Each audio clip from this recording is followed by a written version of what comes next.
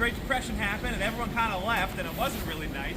And only now, in the past few decades, has it started to come up again for tourism, okay? So we have such wonderful cultural assets, we have great restaurants, we have so many interesting histories, things to learn, but not a lot of easy ways to do that because we're just kind of getting started with that interpretation. So I'm here to help you access those histories, okay?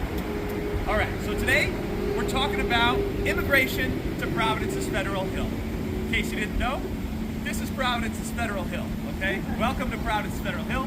This is the historic Italian district of the city, but before that, it was the historic Irish district of the city, and before that, the Native Americans made their home here, and in between there, the English kind of came in. So this part of town is constantly where the newcomers were landing, okay? Layers and layers and layers of different cultures coming to the very same spot and making a real cool impression of it, all right?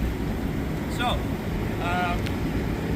what we like to do, we like to point out that immigration history is non-linear because at the very same time the Irish were coming over,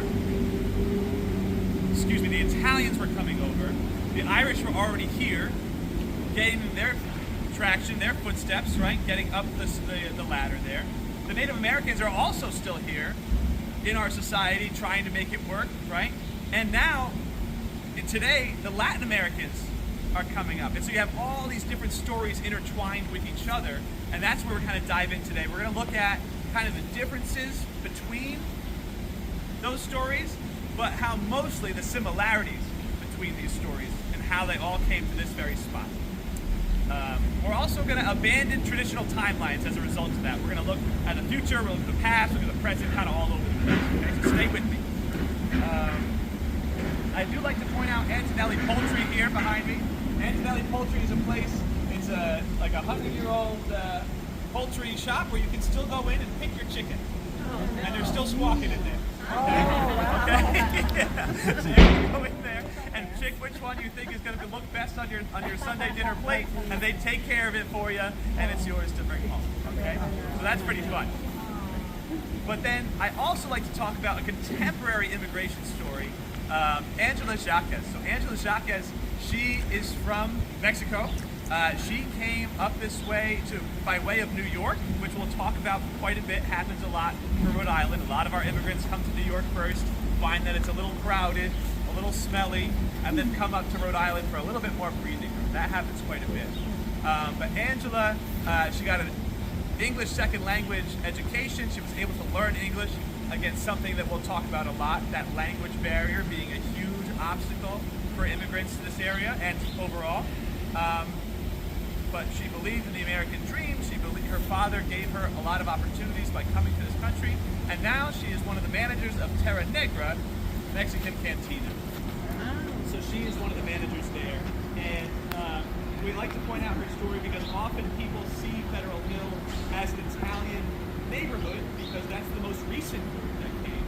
But there's also new groups coming and opening up their own restaurants. And also there's previous groups that have been here. So we like to kind of point out that it's not very restaurants and liquor stores are a very easy way to transfer knowledge that you had from back in your home country and make money in the new country, right? Because you already knew how to cook. You knew how to cook for your family. So it's an easy skill to move into. We see a lot of immigrants when they first come to a community, the first stores and businesses that start opening up are the restaurants because they already have that skill. All right, so next we're going to move over to the view of the valley here.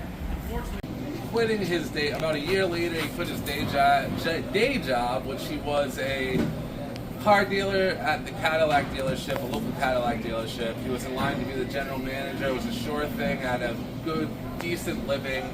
He quit that and took a chance at a pasta business there was no one doing what he was really doing at the time, and he decided to make pasta the way they make it in Italy.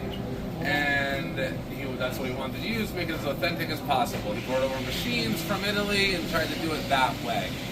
And long story short, like I said, he grew it into what you see today. The building next door is the restaurant, the store is right here.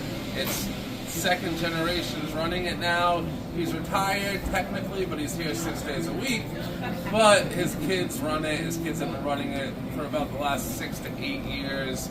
I've been here for 10, and I started off as a minimum wage sandwich maker, worked my way up, and manager of the store now, along with Mike Lynch, who you see in the corner over there, typing away on the computer. He taught me, him and I run the store, and we are very fortunate to work for a great Italian family. I'm not Italian, I'm Irish, but I love the culture, I love the food, and so long story short, now you guys know the stops. So today we have, it's everything that you see on this plate is from Italy. Normally we do like an antipasto one. Today we kind of did like a dessert cheese tray. So these right here are actually these right here. Like not this exact one, but the same brand is what you see right here. And then these are Nutella biscuits. Not Nutella biscuits, it's like a Nutella cookie. And then everyone's familiar with the wafer crackers, which are delicious. Those are Italian imported ones. A lot of them you see from Germany. The Italian ones are honestly so much better. And then the cheese, I'm not sure what. Carolina, what kind of cheese do we have over here today? Fontanella, which is a very good Italian cheese. A lot of people don't always put